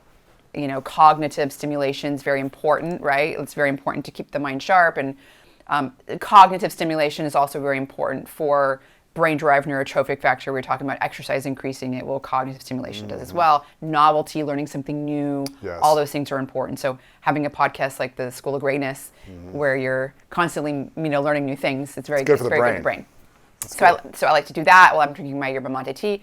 And then in the afternoon, I will get hungry again, and I will have 2 homemade turkey burgers. So I'm really getting big on the protein. But then I also have some kale and blueberries in a shake together. And that also really kind of gives me a brain boost. I don't know what it is. I think it's the polyphenols in the blueberries, but I'm not alone in that. Like other people talk about it, where it's like instead of having the caffeine that mid-afternoon, I get the blueberries. And there's studies showing that it improves cognition and memory across the lifespan. Young children, adolescents, older age. Wow. Boom. So I do that. And what's the next best thing besides blueberries that will give you that? Cocovia has been shown that. So it's a type of cacao powder that has very, very similar polyphenols. Cocovia? Yeah, that's the brand name I use. Okay. And because their powder has been shown in clinical studies to improve blood flow to the brain, to improve cognition and memory in older adults. So, and also blood pressure. It's been shown to improve blood pressure. In fact, I've gotten my mom and people in my family to use it and have improvements in their blood pressure as well. Really? Yeah. So it's like a cocoa powder. It's a cocoa powder that's put it in a smoothie? Unflavored. You could put it. I don't usually put it in my smoothie. You could. I usually put it in. I usually drink especially in the winter time. I do like a cocoa. So I'll put Cocovia with some water, and then I'll mix in a little bit of like monk fruit or stevia, and I'll just drink that. There you go. So just water, blend it in or mix it in. Right. Okay. Yeah. Cool. You don't want to put milk or dairy in there because it blunts the polyphenol. It binds up the polyphenols, and then you're not going to get the same effect. So if you almond milk or no?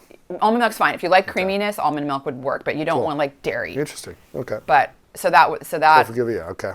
So you're telling me that I'm telling you like my perfect day that can do, right?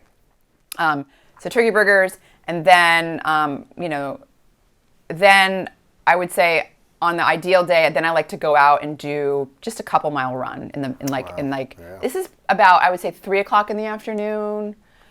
Usually I do it when my son's at soccer. It's like, what else am I going to do? Yeah. But I jog around the trail. And this is like, I love it. I feel when I get that second exercise thing in, and it's not like a long, it's 20 minutes or whatever. I'm doing like a 5K. It's not like a long, and I'm not going hard. Jog, fast jog. Yeah, it's like a zone 2 type of, I could have a breathy conversation. Yeah. I'll do some intervals. I'll run a little faster. So I will kind of do a little bit of intervals in there sometimes. But I like to get that, like those are the best days when I get that second hit of exercise in. That's cool. About 3:00. And then it's time to, let's see, did I do any supplements in the morning? No, I usually do my supplements. Sometimes I'll take an omega-3 in the morning as well. These days I've been only doing it at night. So then I get to dinner time, and dinner I like to have some nice protein, and then I like to have either roasted vegetables or a salad. So I like to get some more vegetables in there and salad. Also, sometimes I'll have, an orange or an apple or something for dessert. And I know people are scared of fruit. I think fruit's great. I just don't eat nonstop fruit. So I'll have that as well. And then I'll get this is when I get my supplements. So I do a lot of vitamins. So I do about 2 grams of omega-3. Usually it's about 2-to-1 ratio EPA-DHA. And then I do, let's see, so the omega-3, then I do vitamin D. So I total around 4,000 IUs of vitamin D a day. So I get like 2,000 in a vitamin D supplement plus 2,000 in my multivitamin. So I take a multivitamin as well. And then I take magnesium glycinate, and then I take another product called Magnesium, which is like a powder I put in my water that I take all my vitamins with. And it's got like a mixture of some other magnesium, organic magnesium salts as well. And then I take alpha lipoic acid. Are you wanting all the perfect stuff? Okay. Alpha lipoic acid, which has been shown to blunt the advanced glycation end products. So it's been shown to lower those in clinical studies. In fact, people with type 2 diabetes, it's been shown to improve their ages. So I take that. And then I take benfotiamine, another vitamin that's been shown to help with advanced glycation end products. That's an important aspect that I'm focused on. And that's just a fat-soluble vitamin B1. Take that. And then I take lutein, zeaxanthin for my eyes. I take CoQ10. And then I take, I'm probably going to miss something. I take sulforaphane. Sulforaphane helps detoxify a lot of terrible things that we're exposed to, like plastic chemicals like BPA, but also air pollution factors as well. It activates a very powerful detoxification system in our body. So I take that. And then... where do you think you'd be without taking supplements? Do you think you'd still be as healthy and optimal as you are? Or is it just more of a psychological boost for you? No. I mean, so look, I'll tell you, the omega-3 one's critical. So there's studies that have now shown that having a low omega-3 index is like smoking. Come on. Yeah. Really? Wow. It's like smoking. So omega-3 levels, as measured by the omega-3 index. So this is like measuring it in your red blood cells. It's a long-term marker of omega-3. It's a beautiful study that was done by Dr. Bill Harris. It was a Framingham cohort published a few years ago, and he looked at people's omega-3 levels, so high or low. High would be 8%, low would be 4%. He's the pioneer of the omega-3 index. And basically, people that were non-smokers but had a low omega-3 index had the same life expectancy as smokers with a high omega-3 index. Wow. I mean, if you look at their life expectancy curve, they're overlaid. I mean, it's like, I wish I could pull up the figure. It's mind-blowing. And the only way you can get omega-3, is that from fish? So, no. Yes. Seafood is the major, that's what's going to drive your omega-3 index. It needs to be EPA, DHA, that's from the marine sources. ALA, the plant source of omega-3, can be converted into those two other omega-3 fatty acids, but very, very inefficiently. And so really you need to get the marine source. For people that are vegetarians or vegans, microalgae is the source, so microalgae oil. You have to take a lot of it. Wow. But studies have found that so people with 4% omega-3 index, that's low. That's people in the US, the average omega-3 index is like 5%. if you take 2 grams of omega-3, so supplemental omega-3 per day for, was it like 3 months or so, then, or 3 or 4 months, then you can go from a 4% low omega-3 index to a 8% high omega-3 index. And people that have an 8% omega-3 index have a 5-year increased life expectancy compared to the people with low. Come on, if really? you think about Japan, they have a 5-year increased life expectancy compared to the U.S. on average. They live a lot of fish in their diet. Their omega-3 index is 10%. Ours is 5%. So their average omega-3 index is 10%. Our average here in the U.S. is 5%. And that's just connected to fish. It's connected to fish intake, yeah, right? Wow. So, but you can't eat too much fish because of mercury, right? Or yeah, I mean, it depends on the type of fish you're eating too, Sure, right? sure. So, like, if you the best types of fish to eat would be salmon, mackerel, sardines. Like these are high omega-3 but low mercury fish. Wow. And there's actually even studies showing that the omega-3 fatty acids protect against the mercury to some degree. You don't want to eat swordfish every day. Swordfish is very high. Okay. Like that's a very real thing. If you can get like really high mercury levels, and it can be bad. Okay. But if you're eating, like I eat salmon like 3 times a week. You know, I'm maybe 4 sometimes. Wow. I eat salmon a lot. But I also take my omega-3 supplements. So it came back to that question is, do you think you could get away from all the supplements? I mean, I do think that there's a few that are really important, omega-3 and vitamin D. You know, you can make it from the sun. It gets converted into a steroid hormone. Very, very important. Very important. It's a steroid hormone regulating, 5% of the human genome. Right. So without it, lots of stuff's going wrong. But, there's a lot of things that regulate whether or not you can make vitamin D, right? Where you live, how much melanin you have in your skin, that's a natural sunscreen. If you wear sunscreen or if you have a lot of protective clothing, as you get older, you're 4 times less efficient at making it. So lots of things, right? So that's where the supplement does help. So I don't, I would say no. I would want those couple of supplements. Do you have a list on your site anywhere of all the supplements you take?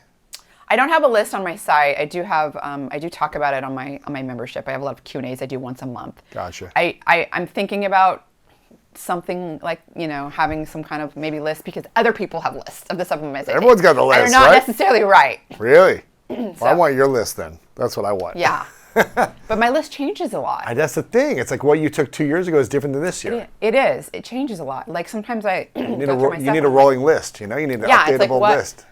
What do I like? I'll like. Is this really like? I used to take NAD, like precursors. If you could only take 3 supplements a day, and you're only allowed 3 right now, what would you take consistently? I would take omega-3, vitamin D, and sulforaphane. Okay. To simplify it for people, if they're like, I can't take these 30 supplements, and I don't know what Yeah. which brands are good, which ones are not good. But I would definitely make sure I'm getting my magnesium from my food because I left that one out. So magnesium. I left that one. Well, if I only had 3. Right. But then you'd be focusing on the magnesium. I would be getting my leafy greens and my nuts, like almonds, are very high in magnesium, right? Okay. Because I want to make sure I'm getting, meeting the RDA. Okay, top 5 supplements. What if you could only get 5 supplements a day? What would those top 5 be? Okay, omega-3. Yep. Vitamin D. Yep. Sulforaphane, magnesium, and the multivitamin. Okay. That seems more reasonable. That's the top 5. What is sulforaphane? Yeah, sulforaphane it's a compound that is made from a precursor that is found in certain types of cruciferous vegetables. So these are broccoli, cauliflower, Brussels sprouts, cabbage, those types of vegetables.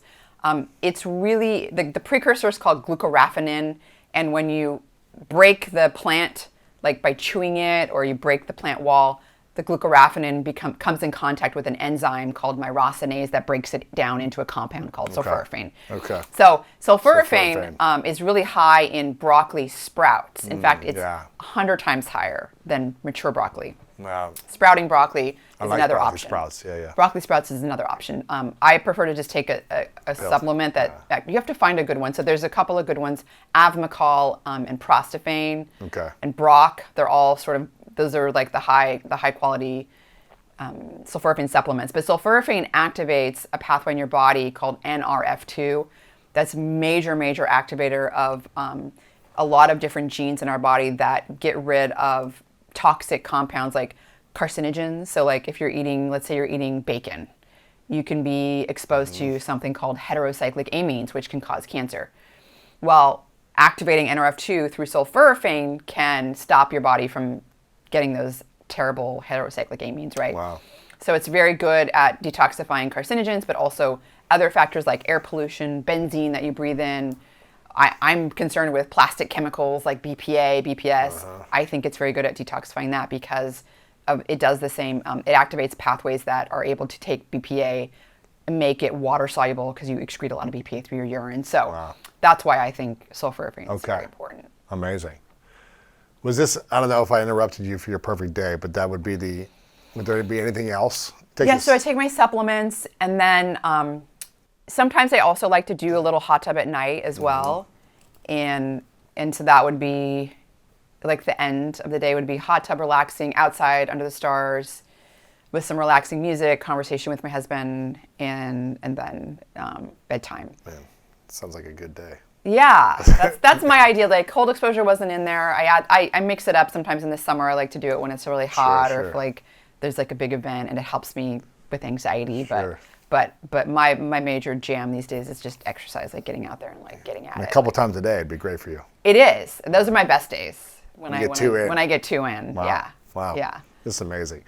I'm so glad that you came back on the show. I want to tell people what they can get your stuff because you got a lot of great reports, podcasts, everything. So if people aren't following you yet, we're going to have all this linked up.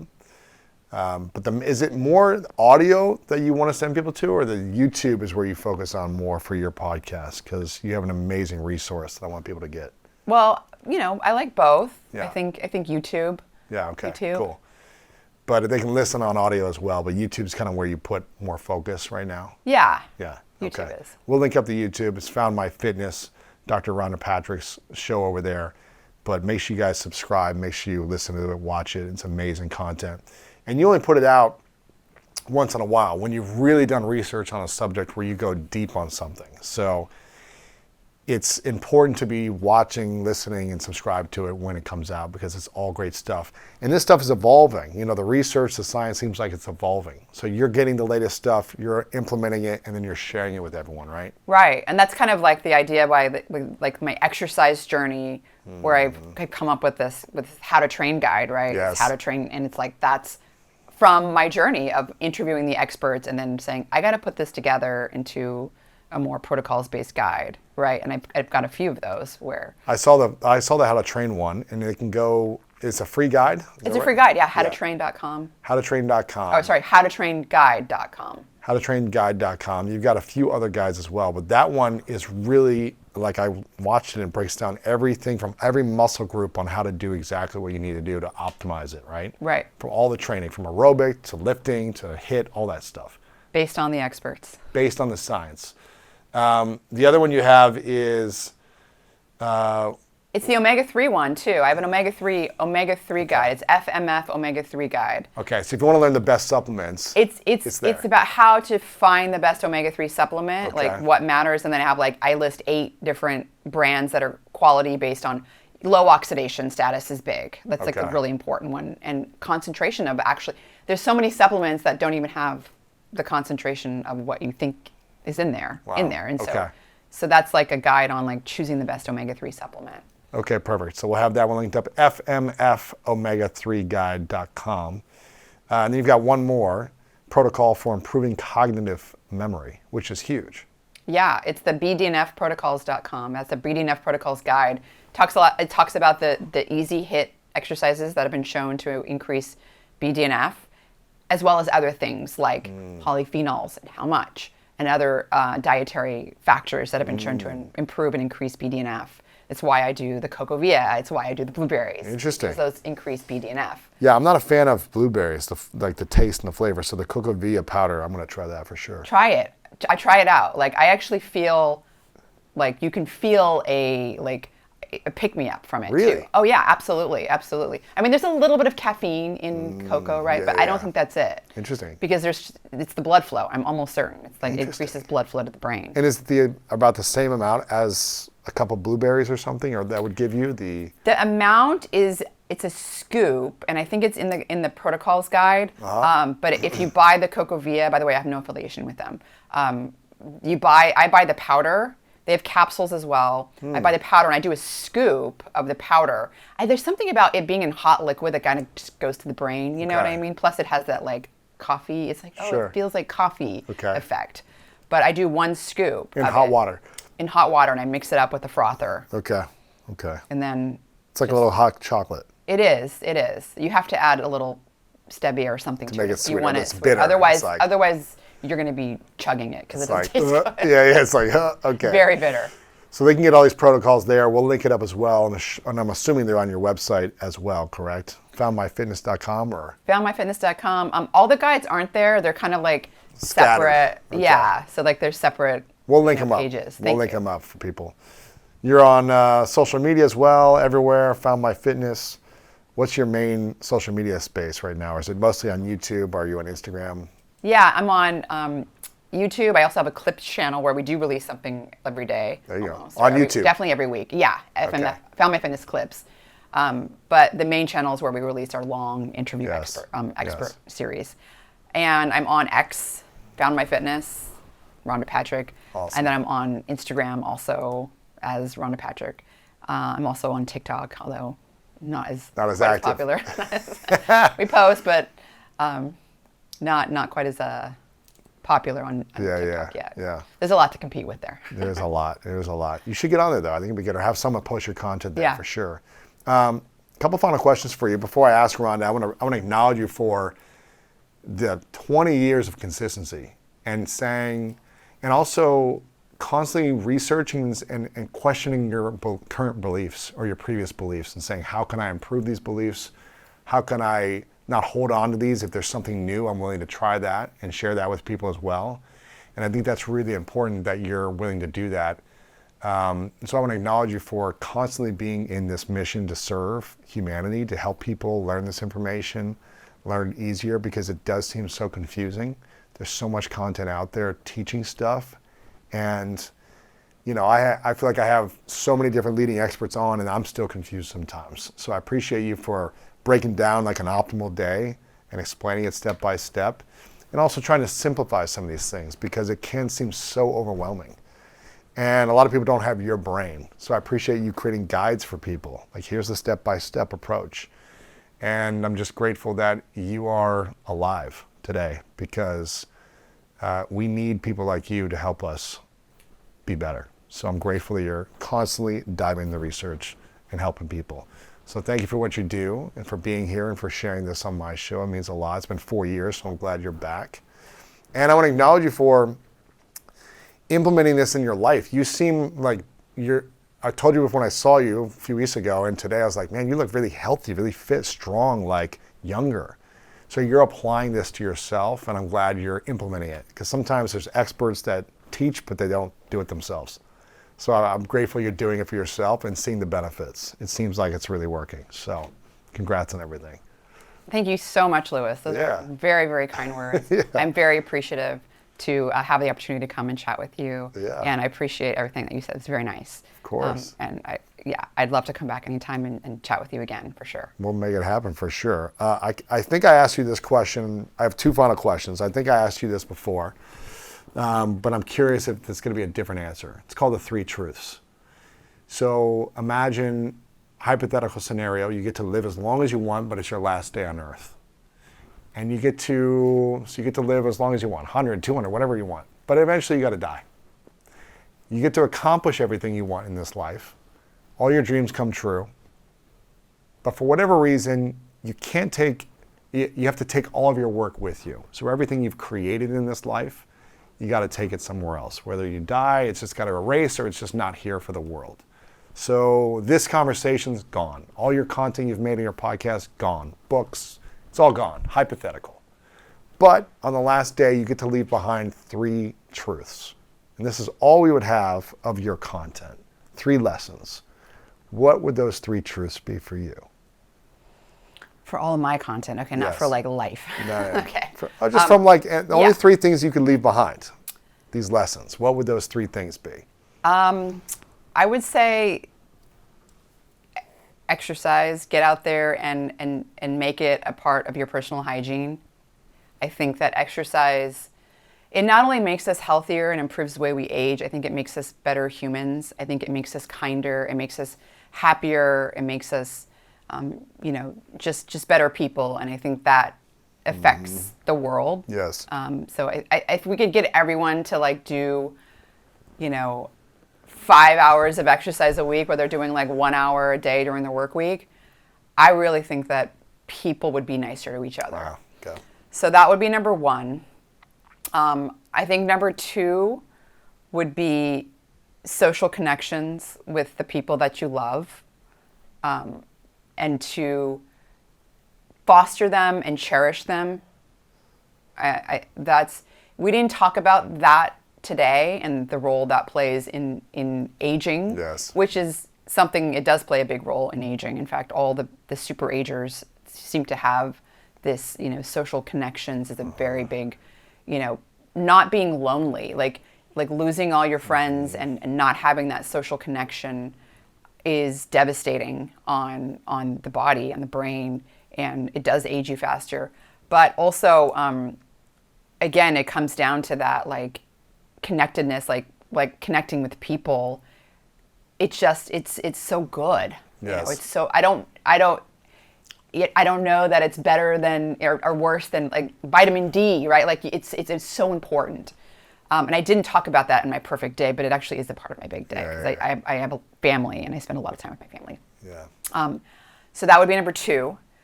And I think number three would be that I think there's a lot of potential people are missing in terms of their optimizing their health, their own health and their own lifespan and life expectancy and health span.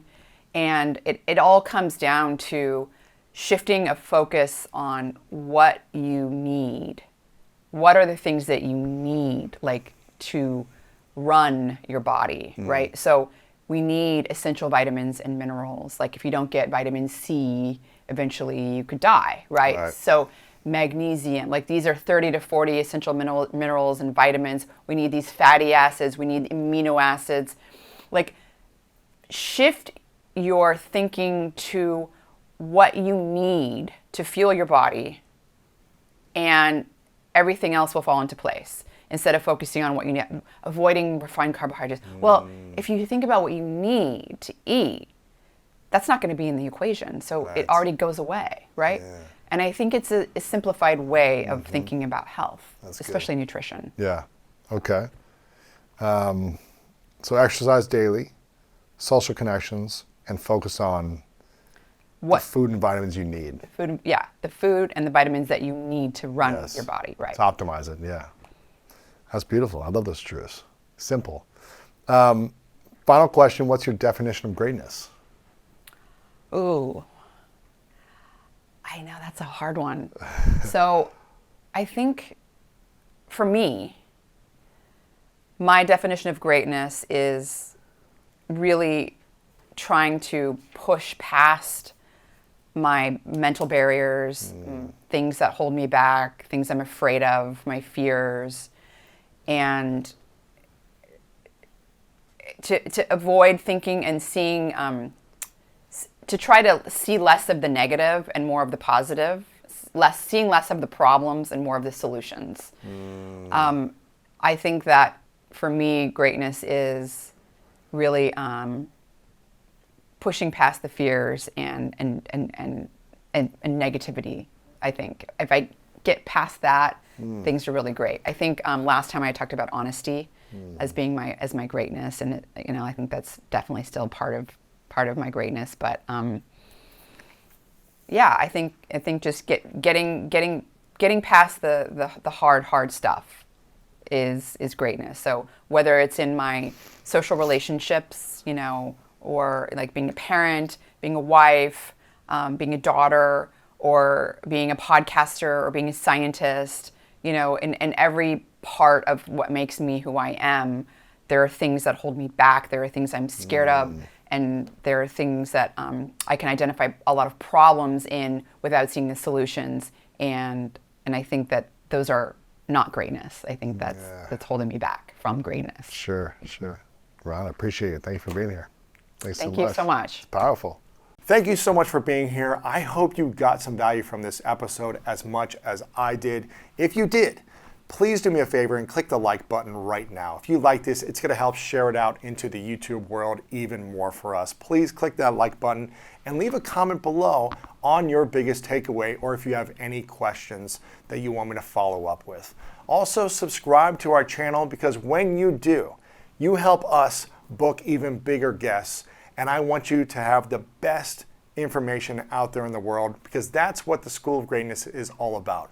So make sure to subscribe right now, like this video, share a comment below on your biggest takeaway. And also, I've got some big news, a new book. If you're looking to create financial freedom in your life and you want more abundance and you want a richer life, then make sure to check out my new book, Make Money Easy. I think you're going to love this, and it's all about creating financial freedom. The link is below in the description, or you can go to makemoneyeasybook.com and check it out. We are the only ones that can change our brain. I mean, we can talk about neuroplasticity if you like, but the depressed person has to take responsibility for their behavior. But this is why it's so important to catch this brain-body relationship early and build routines that keep one out of depression. So that was a long path back to